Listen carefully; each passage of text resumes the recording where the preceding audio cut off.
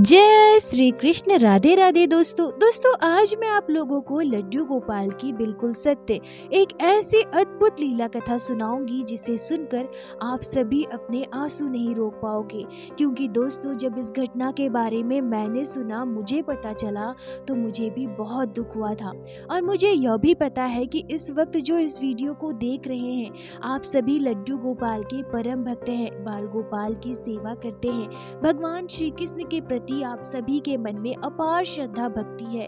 आप भक्त जब इस लीला कथा को, इस घटना को पूरा सुनेंगे और भक्त भगवान के इस अद्भुत दुखदायी घटना को आप लोग जानेंगे तो इसे सुनकर, इसे जानकर आपकी आंखों में आंसू जरूर आ जाएंगे। दोस्तों यह घटना हमारे साथ शेयर की है गुंजा जी ने, जो वृंदावन में रहती है। गुंजा जी कहती हैं कि हम लोग पहले दिल्ली में रहा करते थे, परंतु कुछ वर्षों पहले हमारे ठाकुर जी और किशोरी जी की कृपा से वृंदावन में शिफ्ट हो गए और हम अपने आप को परम सौभाग्यशाली समझते हैं जो हमें वृजवास मिला है। गुंजा जी कहती हैं कि हम वृंदावन में जहाँ रहते हैं वहीं नज़दीक में ही एक बहुत ही सुंदर सा मंदिर है। हमारे घर 2 लड्डू गोपाल विराजित है।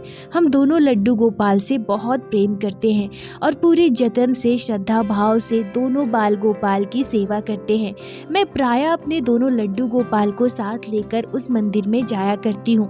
एक दिन जब मैं अपने दोनों लड्डू गोपाल को लेकर मंदिर में गई थी, तब मंदिर के पुजारी जी मुझसे कहते हैं कि आने वाले सप्ताह में मकर संक्रांति है और हम लोग मंदिर में खिचड़ी भोग का प्रबंध करने वाले हैं। ठाकुर जी और श्यामा जी को खिचड़ी का भोग लगाया जाएगा, तो आप सभी अपने अपने लड्डू गोपाल को लेकर आना। सभी बाल गोपाल के लिए हमारे मंदिर में भोजन प्रसादी की व्यवस्था करेंगे। गुंजा जी कहती हैं कि पुजारी जी के कहे अनुसार हम सभी उस दिन अपने अपने लड्डू गोपाल को साथ लेकर मंदिर में पहुंच जाते हैं। मैं सुबह जल्दी जाग जाती हूँ, घर के सारे काम खत्म कर, स्नान आदि कर, लड्डू गोपाल का स्नान श्रृंगार करती हूँ, उन्हें भोग लगाती हूँ और फिर अपने दोनों लल्ला को अच्छे से तैयार कर मंदिर में लेकर चली जाती हूँ। वहाँ सभी अपने अपने बाल गोपाल को लेकर पहुँचे थे।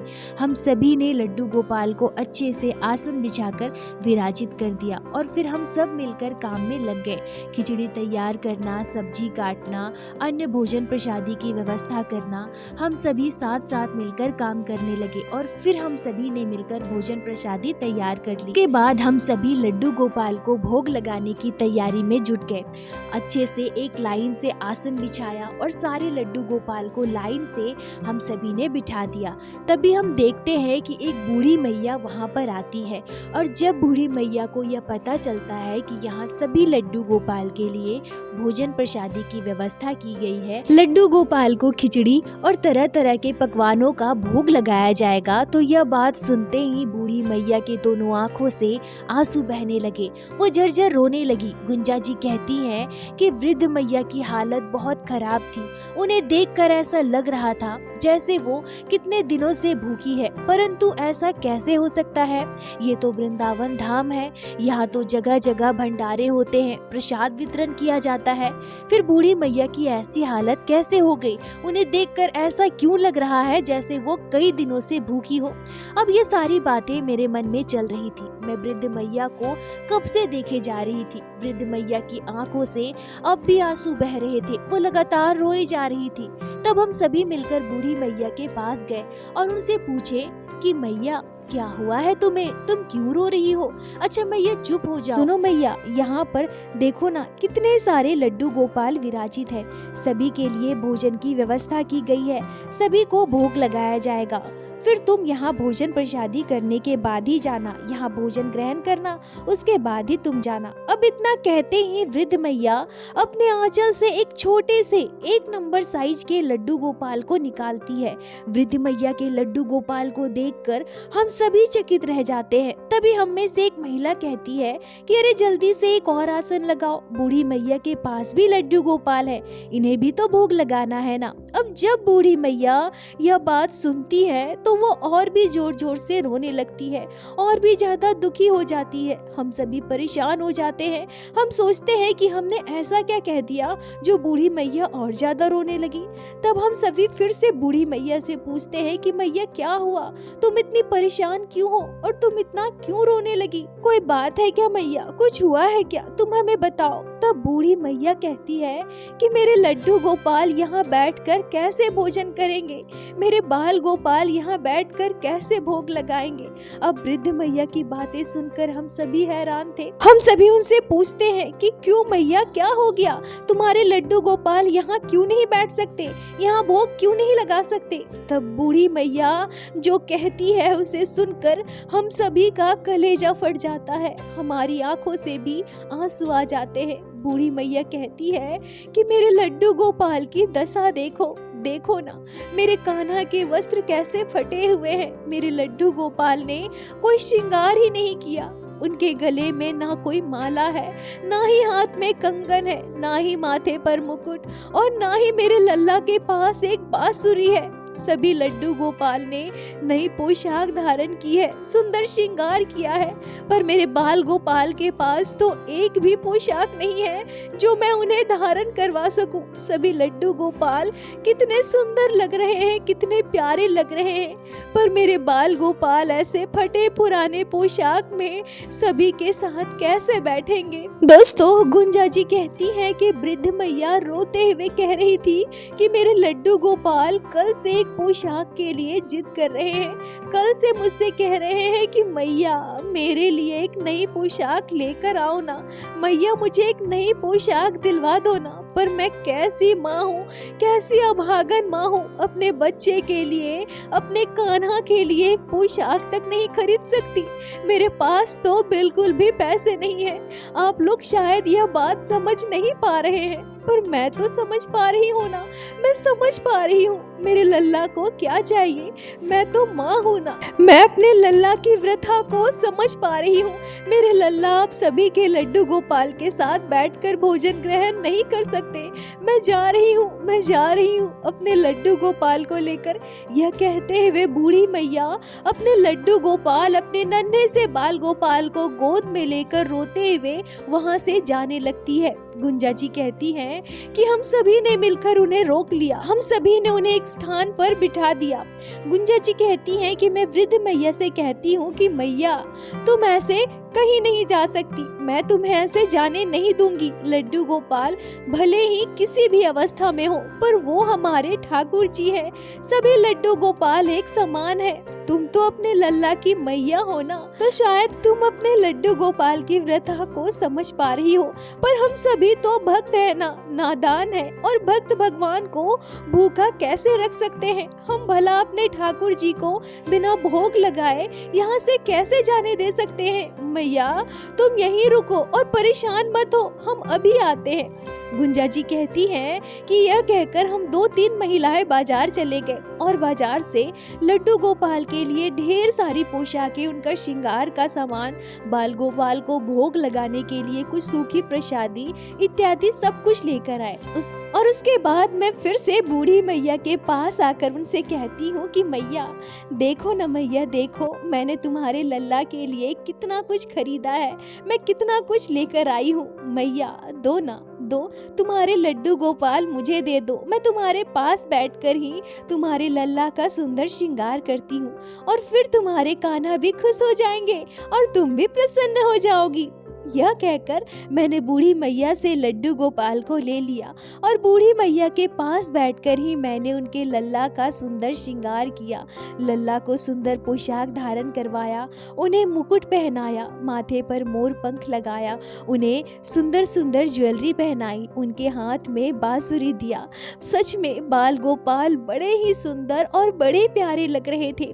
उसके बाद हमने लड्डू गोपाल के लिए भी आसन बिछाया और सभी बाल गोपाल के साथ मिलकर उन्हें भी भोग लगाया, और बाकी का जो भी हम लोग सामान खरीद कर लाए थे सब कुछ उस वृद्ध मैया को देते हुए कहा कि मैया ये लो, इसमें ढेर सारी पोशाकें और बाकी की चीजें हैं, तुम अपने लल्ला का श्रृंगार करना, इन्हें ये सारी पोशाकें पहनाना। दोस्तों, गुंजा जी कहती है कि बूढ़ी मैया अब भी बैठकर अपने सुंदर लल्ला को निहारे जा रही थी। अपने बाल गोपाल को नए स्वरूप में देखकर बूढ़ी मैया की खुशी का ठिकाना नहीं था।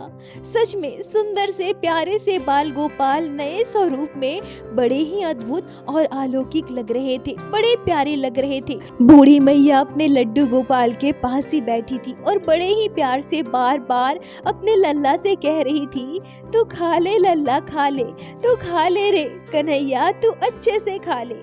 आज तो तू खुश है ना लल्ला? तू बड़ा ही नटखट है, शैतान है रे तू। तूने कल मुझे रोते देखा तो तू समझ गया ना कि तेरी मैया तकलीफ में है। तेरी मैया को तकलीफ हो रही है कि वो तुझे नई पोशाक नहीं दिलवा पा रही। मुझे सब पता है लल्ला, मुझे सब पता है। तुझसे मेरी व्यथा देखी नहीं गई और इसलिए आज इतनी जिद करके मुझे इस मंदिर में लेकर आए हो। तुम्हें पता था ना लल्ला कि यहाँ आते ही मेरी सारी दुख सारी तकलीफें दूर हो जाएगी, मेरे सारे दुख समाप्त हो जाएंगे, मैं प्रसन्न हो जाऊंगी। इसलिए तूने अपनी व्यवस्था स्वयं करवा ली ताकि तेरी मैया को तकलीफ ना हो, तेरी मैया दुखी ना हो। अरे लल्ला, तुझे पता है, मैं सब जानती हूँ कि तू अपनी मैया से कितना प्रेम करता है और इसीलिए तो तेरी मैया तुझसे खूब प्रेम करती है। दोस्तों, गुंजन जी कहती है कि ये सारी बातें मैया अपने लड्डू गोपाल से बड़े ही भाव से कह रही थी और तभी मैया की दोनों आंखों से आंसू बहे जा रहे थे। और उस दिन लड्डू गोपाल के प्रति बूढ़ी मैया का प्रेम देखकर हमारी आंखें भी नम हो गई और हम सभी हैरान होकर भक्त और भगवान के इस पावन रिश्ते को निहारते रहे। बूढ़ी मैया ने भी भोजन प्रसादी ग्रहण की और अपने लल्ला को गोद में लेकर खुशी खुशी वहां से चली गई। दोस्तों, गुंजा जी कहती हैं कि इस घटना को वर्षों बीत गए, परंतु उस दिन के बाद हमने उस वृद्ध मैया को या उनके लड्डू गोपाल को फिर वापस कभी भी वृंदावन में नहीं देखा। हम प्रायः उस मंदिर में जाया करते हैं, आसपास के सारे मंदिरों में जाते हैं, यहाँ वहाँ जाते हैं, घर के आसपास घूमते हैं, पर कभी भी हम में से किसी ने उस बूढ़ी मैया को दोबारा नहीं पाया। पता नहीं वो बूढ़ी मैया कौन थी, कहाँ से आई और कहाँ चली गई। पर लड्डू गोपाल के प्रति उनके प्रेम को देखकर, उनके भाव को देखकर ऐसा लगा जैसे उन्होंने हमारे मन में ठाकुर जी के प्रति जो श्रद्धा भक्ति थी, जो प्रेम था, उसे और गहरा कर दिया। वो कहाँ से आई और कहाँ गई हमें नहीं पता, पर हम तो उन्हें साक्षात हमारे ठाकुर जी की लीला ही मानते हैं। वो आई और आकर हमें अद्भुत संकेत दिए, हमें अलौकिक अनुभूति करवाई और चली गई। हमारे हृदय में ठाकुर जी के प्रति प्रेम को और भी गहरा कर गई। गुंजा जी, आपका बहुत बहुत धन्यवाद जो आपने इस अद्भुत घटना को हमारे साथ शेयर की, जिसे मैं हमारे चैनल के माध्यम से बाकी सारे भक्तों तक पहुंचा सकी। अपना साथ और प्यार ऐसे ही बनाए रखें। दोस्तों, ठाकुर जी के प्रति सभी भक्तों के हृदय में ऐसा ही प्रेम होना चाहिए, हमारी भक्ति ऐसे ही प्रगाढ़ होनी चाहिए। उस बूढ़ी मैया के चरणों में मेरा कोटि कोटि प्रणाम है। ऐसे भक्त के चरण रज भी अगर मैं बन पाऊं तो यह मेरा परम परम सौभाग्य होगा। और दोस्तों, इस घटना पर आपके क्या विचार है, आपके क्या राय है, कमेंट में जरूर बताएं। मुझे आप सभी के कमेंट का इंतजार रहता है। और प्रत्येक दिन की भांति लीला कथा के अंत में मैं आप सभी भक्तों से हाथ जोड़कर प्रार्थना करूंगी, ठाकुर जी की भक्ति कीजिए, लड्डू गोपाल की सेवा कीजिए, नाम जाप कीजिए और एक बार मेरे साथ प्रेम से कहिए, बोलो बांके बिहारी लाल की जय, लड्डू गोपाल की जय, जय जय श्री राधे। दोस्तों, यदि आप लोगों को आज की यह लीला कथा अच्छी लगी हो, आपके हृदय को स्पर्श की हो, तो कृपया वीडियो को लाइक कर अपने दोस्तों के साथ शेयर अवश्य करें, जिससे बाकी भक्त भी लड्डू गोपाल की इस अद्भुत लीला कथा का श्रवण कर सके। और हमारे चैनल को सब्सक्राइब करें, जिससे प्रत्येक दिन आप लोग हमारे चैनल पे श्री बांके बिहारी श्री लड्डू गोपाल की अद्भुत लीला कथाएं श्रवण कर सके। दोस्तों, यदि आपके जीवन में घटी हो कोई भी चमत्कारी घटना या लड्डू गोपाल ने कभी भी की हो कोई भी लीला जिसे आप हमारे साथ शेयर करना चाहते हैं, तो कृपया हमें इंस्टाग्राम पे मैसेज करें। हम आपसे कांटेक्ट करेंगे और आपकी उस लीला कथा को हमारे चैनल पे बाकी सारे भक्तों के साथ शेयर अवश्य करेंगे। लड्डू गोपाल की कृपा आप पर और आपके पूरे परिवार पर बनी रहे। राधे राधे दोस्तों।